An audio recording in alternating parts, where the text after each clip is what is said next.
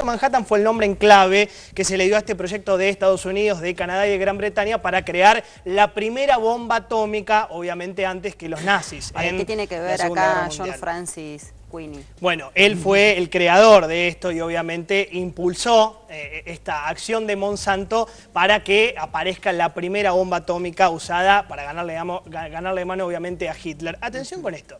¿Qué empresa aportó, adivinen ustedes, los químicos para aislar y purificar el plutonio y el polonio, obviamente para que sirvan de detonantes en la bomba? Adivinen, se llama... El señor Monsanto. El señor Monsanto, Pepe Monsanto, como quieran verlo. Esa bomba, Iwo Jima, Nagasaki luego, fue producto, entre otras, de la empresa Monsanto. Nos vamos ahora a Vietnam. Mirá cómo pasamos en el tiempo rápidamente para llegar ya a la post-Segunda Guerra Mundial, lo que fue la Guerra Fría, década del 60, Vietnam del Sur, Vietnam del Norte, Vietnam capitalista contra Vietnam comunista. A ver, y Estados Unidos apoyando a la Vietnam capitalista. ¿Qué hace el ejército americano? Rocía con 72 millones de litros de herbicidas, fundamentalmente a lo que se llama agente naranja, sobre la Vietnam del Norte.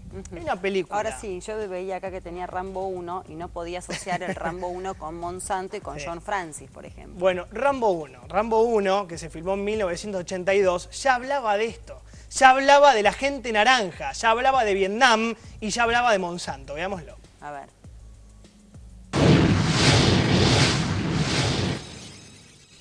Disculpe, ¿podría decirme dónde vive Delmar Berry? No está aquí. Entra a la casa, hija.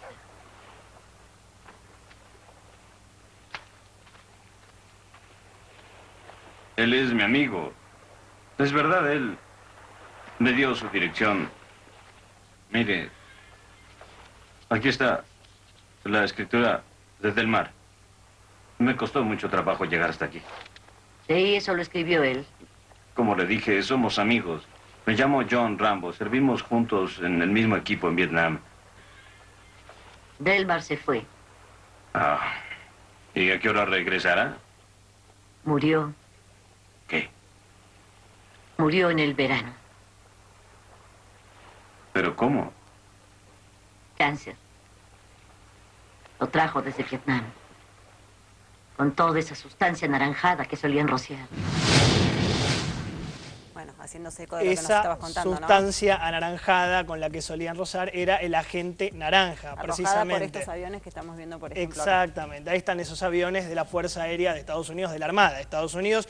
1 millón de vietnamitas seriamente afectados en la guerra, 100.000 americanos afectados, y te voy a dar datos ya de 1983 oficiales. Y esto es muy interesante, 9.710 veteranos con reclamos por discapacidad por el agente naranja. Otra adivinanza, principales empresas que aportaron al agente naranja. Una es Dow Chemical, muy conocida. Otra es Diamond Shamrock. Y la tercera es Monsanto. Nuevamente Pepe Monsanto haciendo las suyas en Vietnam. Hablamos ahora de PCB y se van a acordar porque esto es muy de la Argentina, muy del 2001, 2002, 2003 y los famosos transformadores que traían radioactividad. El PCB, el PCB es un aceite químico que se usa como aislante en los transformadores eléctricos. Esto que estamos viendo, que lo pueden encontrar en cualquier manzana del conurbano bonaerense o de la capital federal. El PCB, Monsanto nuevamente, dejó muertos por cáncer en Anniston, Alabama, Estados Unidos, en Tokio, obviamente Japón, y luego en el conurbano bonaerense. Se habló mucho, esto hubo muchas investigaciones. Este canal, América Noticias, investigó al respecto. Quilmes, Harlingen y Morón. En muchas localidades del Gran Buenos Aires se encontraron transformadores altamente contaminantes, ¿sí? ¿Qué empresa produce el PCB? Bueno, Pepe. Pepe Monsanto, perfecto. Y finalmente concluir el herbicida, el más conocido, el tema que vamos a estar charlando luego. Esto nos lleva directamente a la famosa soja transgénica, que creemos que es tan sana y que tanto bien nos hace, y no nos hace ni bien a nosotros, ni bien a la tierra, ni al medio ambiente, ni a nadie. Roundup, un herbicida que tiene concentraciones 26 veces superiores a lo recomendable para uso obviamente agrícola o ganadero, y el ingrediente clave es el glifosato, un veneno altamente tóxico para animales y obviamente para seres humanos. Y el caso más conocido, que es el que está ahora en boga en todos los medios en algunos medios de comunicación, es el de Ituzaingó Anexo, provincia de Córdoba, lo veníamos charlando Gisela fuera del aire. Escuchá esto, fueron 25 años seguidos consecutivos tirando glifosato, un campo, imagínenselo, 400 hectáreas de soja, un poblado de 5.000, 5.500 personas, solo un diario lo cubrió, solo un diario, no importa. 220 casos de cáncer. ¿Cómo puede ser? Repito, de 5.000 personas, de un poblado de 5.000 personas, sacá el porcentaje, 220 casos de cáncer, pero además napas contaminadas, chicos con malformaciones congénitas, leucemias, fallos renales, en definitiva. Monsanto. Bien, en un ratito seguimos con Jonathan, que tiene más datos, pero ahora quiero que veas esto que tiene que ver con otro trabajo que le pedimos prestado a GPS en realidad, y tiene que ver con el glifosato y con el veneno de la pampa. Mirá.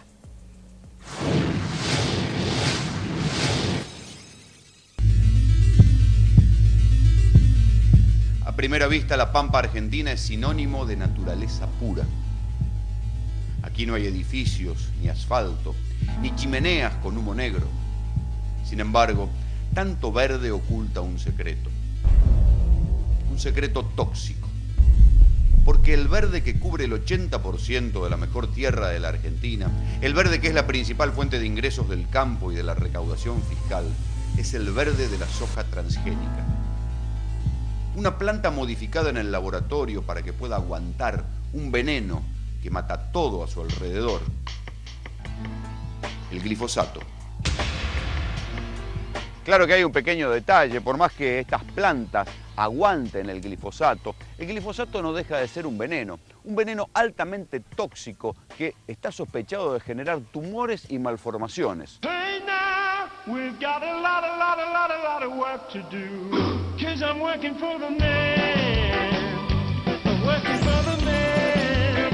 Un pesticida cuyo nombre comercial es Roundup, un pesticida fabricado por Monsanto.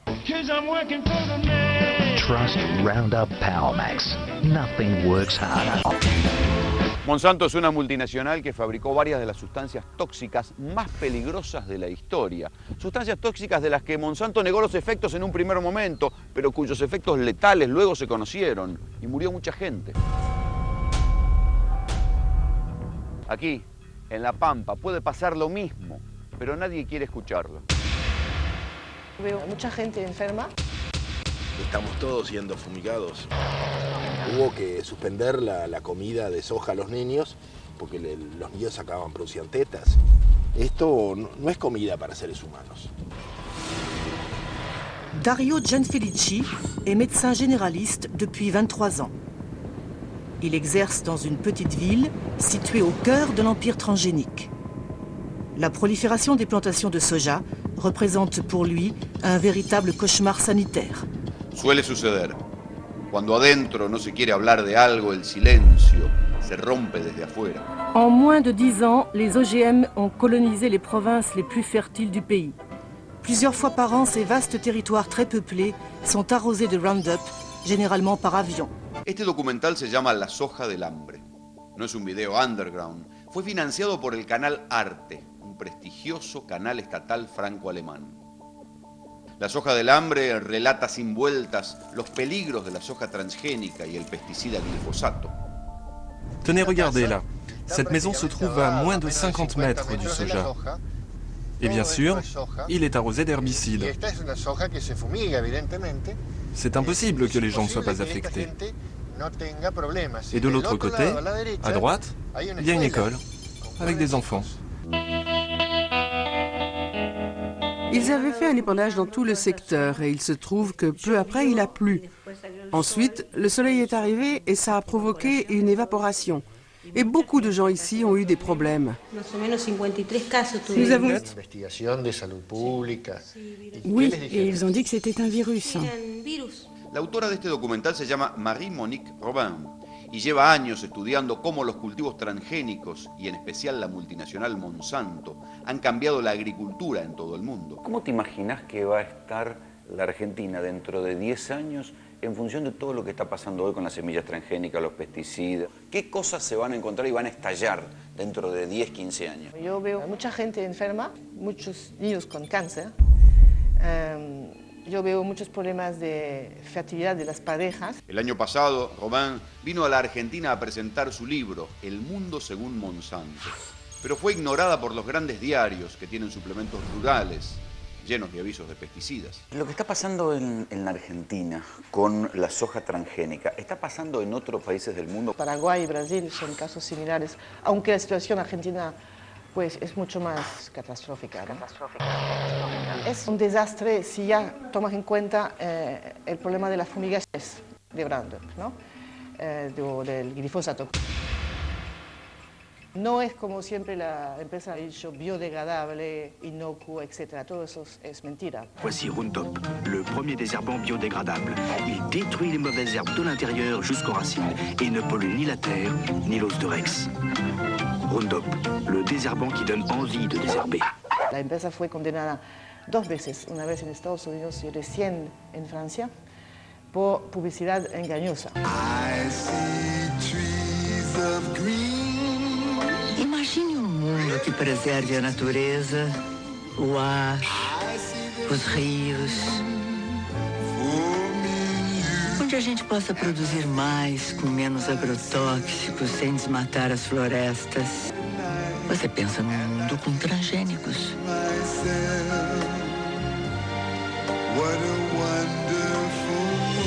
Uma iniciativa Monsanto com apoio da Associação Brasileira de Nutrologia. Miente. Sí, miente. Miente totalmente. Porque al decir que es inocuo, miente. Sí, y al decir que es biodegradable también miente. ¿Quiénes son los dueños de la tierra en Argentina, Jonathan? A ver, primero la soja. Es muy simple, con una sola placa nos vamos a ayudar. En la Argentina, y con esta placa, el 61% de lo que está cultivado, ¿qué es? Es soja. Fuente FAO, 18,8 millones de hectáreas sobre un área total de 31 millones de hectáreas. Este es el punto. Repito, el 61% del área sembrada en Argentina es soja. Bien, en un ratito seguimos con Jonathan. Quiero que prestes atención ahora a este testimonio. Se trata de Andrés Carrasco, es científico del CONICET, es profesor de la Universidad de Buenos Aires en la Facultad de Medicina, y él viene denunciando lo que pasa con todo esto que te estamos contando, con la soja transgénica, la tierra, la alimentación, absolutamente todo. Claro, presta atención porque él dice, me silencian desde el gobierno y cuando en realidad digo algo y alguien se anima a publicarlo, después me amenazan. Fue amenazado directamente. Bueno, fuimos y le preguntamos cuáles son los planes de Monsanto en la Argentina y dijo esto.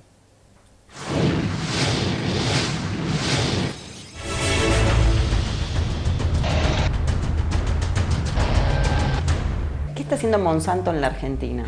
Lo que supuestamente está haciendo Monsanto en la Argentina es tratar de instalarse físicamente en la Argentina, con mayor presencia. 2 datos hacia el pasar y debe haber más. En el último año, la Secretaría de Agricultura aprobó 10 nuevas semillas, de las cuales unas cuantas son de Monsanto, otras son de Bayer, otras son de Syngenta. 10 nuevas semillas transgénicas, con novedades, digamos, tecnológicas. Y al mismo tiempo que esto estaba sucediendo, Monsanto hace una declaración pública, oficial, institucional, que se viene o tiene intenciones de instalarse en la Argentina con 3 instalaciones, 2 en Córdoba y 1 en Tucumán. Estos 2 datos implican, digamos, que Monsanto está decidido a instalarse en el territorio argentino, no solamente para vender un producto, de vender el paquete tecnológico de la soja, el maíz, el algodón, sino producir. Instalarse. Esto sí, ¿qué significa esto? Significa que instalaciones de esa naturaleza usan recursos humanos del país, digamos, y van a usar seguramente profesionales. Esa sería como la parte buena. Sí, esa es la parte buena. Le daría trabajo a algunos. El problema es para qué. Claro. El problema es para qué. Yo no... Me parece que una decisión de una empresa de esta naturaleza que instale esas plantas en la Argentina, a mí me parece, es mi opinión personal, que habría que debatirla mucho, porque una vez que están. tenemos como un ratoncito de laboratorio. Yo al principio, hace más de 2 años, dije que era un gran experimento. Un gran experimento que es muy difícil, y esto me acuerdo que yo lo discutí con alguno que había estado involucrado en la aceptación en el año 96 de esta tecnología, que hay que recordar eso, que esta tecnología se introduce en la época de Menem. Yo dije que no hay posibilidad de simular acá en un laboratorio lo que puede pasar.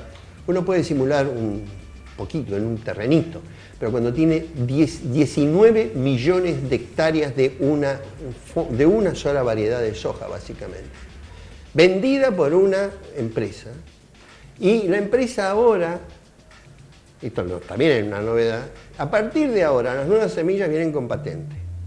¿Esto qué significa?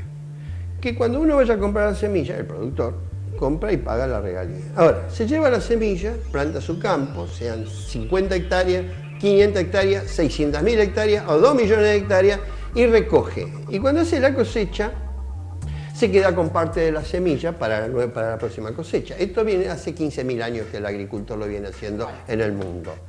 Parte de lo que yo cultivé lo uso para... No, ahora, las bolsas que yo me guarde para la próxima cosecha, le voy a tener que informar a la empresa dueña de la patente de esa semilla que yo voy a usar tantos kilos o tantas bolsas, y le voy a tener que pagar de por vida, por contrato de índole privada, a la empresa productora, inventora de esa semilla transgénica, la regalía. Y si no se lo pago, me van a hacer un juicio. Es la primera vez que esta tecnología deposita en 4 o 5 empresas que manejan el 80 o 90, entre el 80 y el 90% de la semilla transgénica del mundo, deposita la propiedad de la producción de alimentos. Y esto no es bueno. No es bueno, porque la propiedad de los alimentos no puede estar en manos de las empresas. La propiedad de alimentos, desde que el mundo es mundo y que el hombre aprendió a domesticar especies, fue de la humanidad.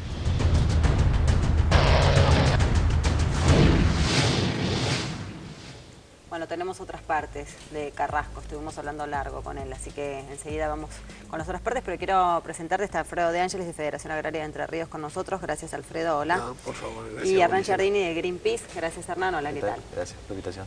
Bueno, íbamos hablando mientras escuchábamos, y en realidad escuchábamos a Carrasco cuando hablaba de la patente que se les va a empezar a cobrar, que se va a modificar la ley de semillas, ¿no? Todo girando siempre en torno de favorecer a Monsanto, ¿no? Siempre más o menos por el mismo lado. Sí, nosotros de la Federación Agraria hay libros escritos, hay mucho trabajo donde nos oponemos a la reforma de la ley de semillas porque perdemos un derecho ancestral que es el derecho de uso propio de la semilla, ¿me entendés? Ahora, pero ustedes no pueden oponerse, por ejemplo, al uso del glifosato. A ver, yo creo que el que tiene que oponerse al uso del glifosato es el gobierno nacional que le está dando la entrada. Yo por ahí escuchaba el tema Monsanto. Está bien, Monsanto es una empresa, pero ¿quién dejó entrar a Monsanto en la Argentina? El gobierno. ¿Quién le da la posibilidad para que Monsanto meta el glifosato, insecticida? Por se habla mucho del glifosato que es un herbicida, no se habla mucho de los insecticidas. Por ahí a los hombres entendidos en esto, por ahí me gustaría que se extiendan, porque en la soja se hace herbicida, que es el glifosato, pero también después se hace insecticida. Y no se habla mucho de eso, ¿me entendés? Están demonizando el glifosato, que si hay pruebas me parece bien que se diga lo que es, pero también hay que ver los otros pesticidas que se está poniendo, ¿me entendés? Y yo creo que el gobierno nacional es el mayor culpable de todo. Nosotros en el 2003, 2004 en la Federación Agraria... Pero no hay una complicidad también de los productores, digo, no, pará. Porque en realidad el productor podría decir, bueno, cuando vos tomás un remedio, cuando vos tomás... acá llego. A ver, Gisela. Me dedico a hacer otra cosa, y van todos detrás de la soja. Espera un cachito. Cuando vos tomás un remedio, dice aprobado por el Ministerio de Salud Pública. Cuando vos usan esa droga, aprobado por el Ministerio de Agricultura de la Nación. Entonces, cuando el gobierno dice, mira, si el gobierno dice, vamos a prohibir el glifosato, se termina. Hay que prohibir el glifosato, si contamina, prohibirlo. Ya está. El endosulfán tuvo no sé cuántos años complicando acá, pero contaminando carne, hacienda, comíamos carne con resto de endosulfán. Estados Unidos hacía 10 años que lo había prohibido y lo prohibieron después acá en la Argentina. Esas cosas... El gobierno nacional, bueno, a ver, si vos entras, si hay un remedio, que no es remedio, que al fin y al cabo es un... Bueno, pero usted la parte de autocrítica de complicidad del productor no la reconoce. Sí, cómo no. A ver, hay muchos productores con mucha conciencia. Yo te puedo asegurar que hay campos que se hace 2 años soja y a los 8 o 10 años viene de vuelta soja. Se hace maíz, se hace pradera. Y después están los otros, los que van por la rentabilidad, que son las grandes empresas, que soja, soja, soja, soja. Eso no es un productor nato. Hernán, ¿qué está pasando con la tierra además, no? Porque se está hipotecando la tierra a futuro. Y bueno, el problema tiene que ver con la soja como oleaginosa, tiene una particularidad que necesita mucho nutriente. Y básicamente las propias empresas cerealeras, las propias empresas semilleras plantean la necesidad de rotar. Y bueno, el tema es que la rentabilidad, justamente por las políticas agrarias que no permiten que otros productos sean lo suficientemente rentables para competir con la soja, la alta rentabilidad que da la soja hace que muchas veces los productores, o en muchos casos los que alquilan los campos, porque gran parte del grupo, digamos, ligado al campo es gente que alquila a otros que producen, bueno, no rotan y hacen soja de primera, soja de segunda. Están todos especulando. Claro. Tiene que ver también con una cuestión de todos, oferta y demanda. Conocemos todos de arriba, abajo, todos, del primero al último. Coincido en esto con Alfredo en el sentido de, hay una política que viene del 96, que se aprobó la soja transgénica cuando ingresa de estaba Estados Solá Unidos, en el ministerio. Para acá, en la que se fueron aprobando desde el primer transgénico, donde teníamos 1 millón de hectáreas, ahora que tenemos casi 20, se aprobaron 22 transgénicos en este camino. Mientras tanto hay que decirle a la gente que queda mucha gente sin trabajo con todo esto, muchísima gente sin trabajo en el interior, que por otro lado se empieza a perder la tierra porque es un monocultivo, entonces no se va rotando lo que se necesita de la tierra para que mantenga, ¿no? A ver, Ginela, pero aparte, con el tema de la sojización... Y encima nos envenenamos cuando comemos, Claro. perdón, pero lo tengo que decir porque la verdad que... no. La sojización lo que llevó a que desaparezcan miles de tamberos, que ahí estaba la fuente de trabajo. Entonces el tambero, como no es rentable, arrenda el campo, se van y siembran soja. ¿Me entendés? Porque, a ver... perdimos 3 millones de hectáreas de bosque, que eso lo tenemos que sumar ese otra, al proceso de deforestación. El tambero, el algodonero, el algodonero del Chaco, el citricultor, el arrocero, todos están desapareciendo porque vienen las grandes empresas que este gobierno le está dando la posibilidad y, a ver, yo voy a arrendar un campo, ponerle a porcentaje, viene una empresa grande y dice, no, yo pongo tantos dólares o tanta plata por esto. ¿Y qué hace el tipo? Aparte, la pregunta que nos hacemos ahora, vamos a ver a Carrasco nuevamente, Andrés Carrasco, pero la pregunta que nos hacemos es, además, ¿qué puede llegar a pasar en el momento, ¿no?, que dejen de comprarnos la soja? Porque en realidad la soja natural sería la que se puede llegar a buscar, la que puede llegar a aumentar de precio, porque hay muy poquita, la transgénica se estima que se empieza a devaluar, ¿no? ¿Y qué puede pasar con la tierra argentina? Porque no nos van a quedar tierras. Son preguntas que nos hacemos. Quiero ver una parte 2 de Andrés Carrasco, investigador del CONICET, profesor de la UBA.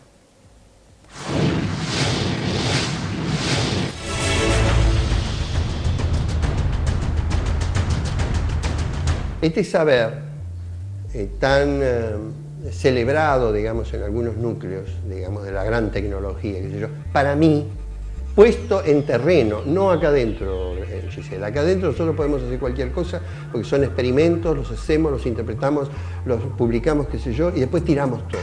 Pero puesto en valor, ¿no?, en la producción agrícola, en la producción de alimentos, es un retroceso. Porque el grado de complejidad del conocimiento de aquellos viejos agricultores de hace 2000 años atrás o 3000 años atrás era superior en términos de calidad de alimentos que ahora intentar fabricar gran cantidad de alimentos. Por ejemplo, digo, esto que se hace con la soja, ¿no? O con lo transgénico en general. Digo, que usted dice, bueno, acá lo podemos hacer, es un experimento. No, bueno, no digo la soja, digo usar estas tecnologías. La tecnología, lo transgénico en sí, ¿no se probó en un laboratorio previo a ver cuál era la evolución de lo que pasaba, el problema de escala es muy grande.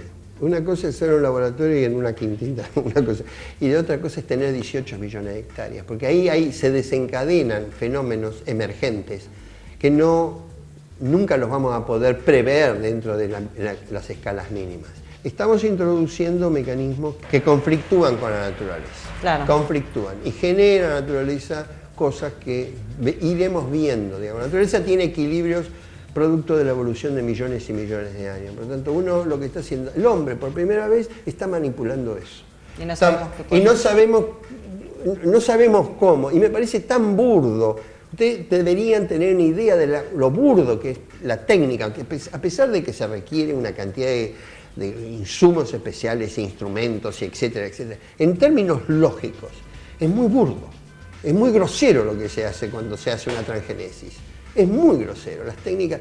En cambio, las hibridaciones o las viejas técnicas agrícolas son mucho más amigables con la naturaleza.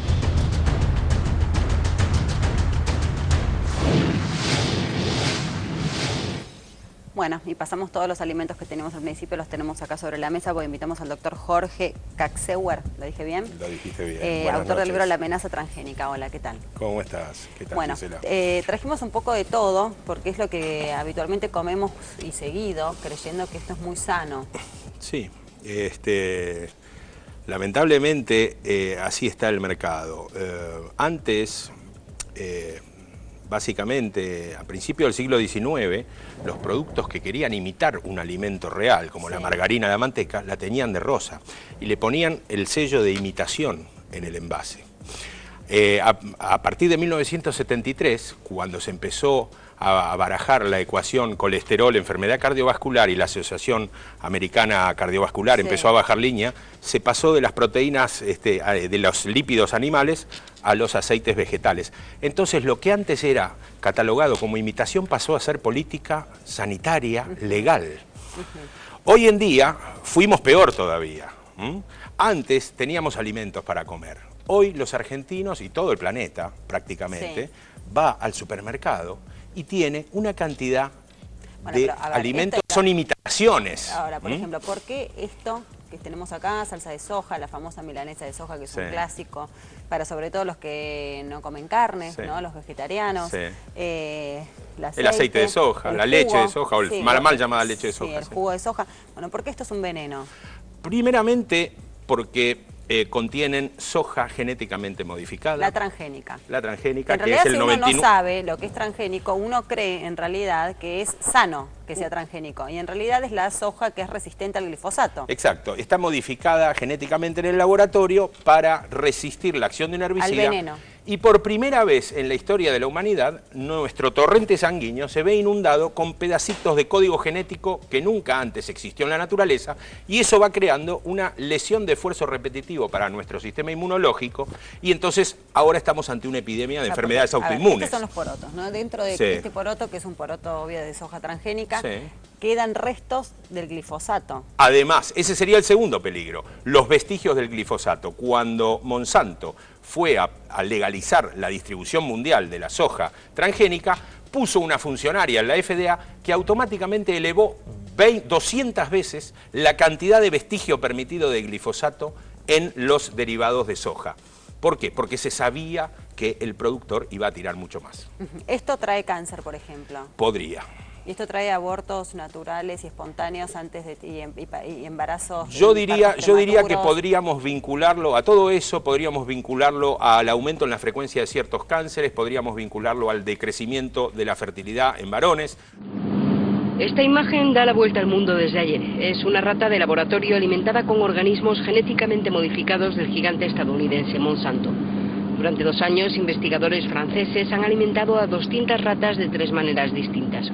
Un grupo solo con un tipo de maíz modificado genéticamente, el segundo con ese mismo maíz tratado con Roundup, el herbicida más utilizado del mundo, y el tercero con maíz no modificado genéticamente, pero tratado con el mismo herbicida. Las ratas que consumen los dos productos juntos mueren antes y sufren cáncer con más frecuencia que las demás. Las pruebas se hacen durante un periodo de 3 meses, pero las patologías más graves, sobre todo la muerte de las ratas por tumores, tiene lugar al 4.º mes. Eso quiere decir que las pruebas no son eficaces para determinar el impacto sobre la salud de un tratamiento genéticamente modificado a lo largo de una vida. Por ahora, la prudencia impera a la hora de interpretar los resultados. Desde París y Bruselas se pide la aplicación del principio de precaución y medidas más estrictas para la autorización de los cultivos genéticamente modificados. Para los ecologistas es el momento de activar la alarma. Hemos metido la pata y espero de verdad que las cosas cambien. He pedido a los 27 ministros de los países miembros y al señor Dalli, comisario europeo de Agricultura, que se hagan estudios de 2 años sobre todos los organismos modificados genéticamente que se consumen en Europa. Desde hace años, ecologistas y detractores de los OGM libran una encarnizada batalla contra industriales, agricultores y las autoridades europeas. Hastiada del tira y afloja, en 2010 la Comisión Europea propuso un compromiso: conservar el derecho de autorizar la producción e importación de OGM, pero dejar a los Estados la potestad de prohibirlos. El 98% de la superficie mundial cultivada con OGM se concentra en 10 países, con Estados Unidos a la cabeza. En Europa, solo 8 de los 27 Estados miembros les han abierto las puertas. El 90% de los cultivos están en España y Portugal. Pero el maíz MON 810 y la patata Amflora también se cultivan en pequeñas cantidades en Rumanía, Suecia y Eslovaquia, entre otros países. Pese a la avalancha de protestas, sobre todo en la calle, la única reacción oficial de Monsanto ha sido la de pedir tiempo para analizar a fondo el estudio, financiado por la Fundación Ceres con fondos de 50 empresas que no producen OGM. Podríamos vincularlo al aumento en la frecuencia de ciertos cánceres, podríamos vincularlo al decrecimiento de la fertilidad en varones, podríamos vincularlo a la maduración sexual acelerada en las niñas que van entrando, que todavía no entraron en la adolescencia, a la presencia de ginecomastia en los varoncitos, a una pseudopubertad precoz. Podríamos también vincularlo a trastornos del neurosensorio, porque hay mucho de todo esto que nos afecta neurotóxicamente, podríamos vincularlo a problemas del aprendizaje, de la concentración. Ahora, y esto es tan grave que, por ejemplo, lo que está pasando en muchos comedores rurales, en comedores donde se les da de comer a los chicos que no tienen la comida en su casa, los productores de soja donan semillas de soja. Esto empezó con el famoso programa Soja Solidaria de APRESID, donde desde entonces... que los están envenenando desde chiquititos. Desde entonces los indigentes argentinos comen, y la clase, digamos, pudiente, el que puede ir al supermercado también, comemos soja 4 veces por día los 365 días del año, porque si llenamos un carrito en el supermercado, el 70% son derivados de soja. Ahora bien, esto plantea, por ejemplo, en este caso de las milanesas, del poroto, digamos, en sí, pero en el caso de la leche de soja es mucho peor todavía, porque tenemos a cantidad de niños consumiendo esto, que además es el tercer peligro. Ya dijimos la modificación transgénica, el glifosato, y vamos a hablar del tercer peligro. El tercer peligro es la hormona femenina presente en la soja. La soja contiene fitoestrógenos, isoflavonas de soja, genisteína, daitzeína y gliciteína. Un vaso de jugo de soja y una taza de porotos consumidos diariamente nos suministran 120 miligramos de isoflavonas diarias. Lo máximo permitido, según las asociaciones nutricionales, es 60. Si yo le doy esto durante 20 días a una mujer menstruante, le queda un hipotiroidismo subclínico 6 meses y empieza a sufrir desbarajuste de su sistema hormonal. Por algo lo prohibieron en niños menores de 2 años, porque la tiroides, muy sensible a los estrógenos, gobierna en esos primeros 2 años la interconectividad neuronal. Vamos a tener una generación de estúpidos, de realmente hebefrénicos en Argentina, porque esto se autorizó, el dar el consejo de que no lo consuman menores de 2 años, recién hace muy poco, y desde el 96 lo venimos consumiendo. Jorge, muchas gracias. Les quiero pedir que sean lo más breve posibles, porque esto es así. Perdón, quería agregar otra cosa. Además, viendo todo lo válido que han aportado en este programa, a mí, viéndolo desde un punto de vista sistémico, me parece muy sintomático que nuestra conducción política haya demonizado recientemente al dólar, y este engendro yanqui que lo tenemos en las tierras de Argentina y en los supermercados no haya sido ni mencionado. Bueno, les pido una breve conclusión, Alfredo De Angeli. Perdón. Después de lo que escuchamos. Sí. Dejémoslo porque nos vamos. Bueno, el libro lo mostramos, sí. Dale. Quería traerte de regalo los libros que hemos hecho también sobre el glifosato y sobre la amenaza de los transgénicos. Todo esto que está diciendo el licenciado Jorge, la verdad me aterra mucho, y esto del gobierno nacional es tan culpable como todo, porque esto tuviera que estar prohibiéndose y volver a la chacra mixta, que vuelva la leche, que vuelva el maíz. Fíjate, cierran las exportaciones de trigo para que sembremos más soja, manipulan el precio del maíz para que sembremos más soja. Hernán, una conclusión para cerrar. Si Argentina no diversifica su economía, corre riesgo de perder soberanía alimentaria, corre riesgo de seguir fumigando con este veneno que es el glifosato, y por supuesto va a continuar la deforestación, que es otro de los grandes temas vinculados al avance del agronegocio. Me parece que se debe un debate nacional acerca del verdadero uso de la tierra, para qué, para quiénes, y si lo vamos a utilizar de verdad para alimentarnos o para fumigar y alimentar chanchos y pollos de otros países, ¿no? Y en el 2006, cuando cierran las exportaciones de carne vacuna, ¿qué hicieron? Liquidaron el 20% del stock ganadero y sembró soja. Bueno, les agradezco a todos que hayan venido. Me parece que, claro, da como para mucho más. Para seguirlos. Sí, da para más. Bueno, te habíamos prometido, nos quedó pendiente la semana pasada lo que ocultan los políticos. Tenemos... Cuando el gobierno dice, mira, si el gobierno dice vamos a prohibir el glifosato, se termina. Hay que prohibir el glifosato, si contamina, prohibirlo. Ya está. Mira, el endosulfán tuvo no sé cuántos años complicando acá, pero contaminando carne, Hacienda, comíamos carne con resto de endosulfán. Estados Unidos hacía 10 años que lo había prohibido y lo prohibieron después acá en la Argentina. Esas cosas, hay que prohibir el glifosato, si contamina, prohibirlo. Ya está.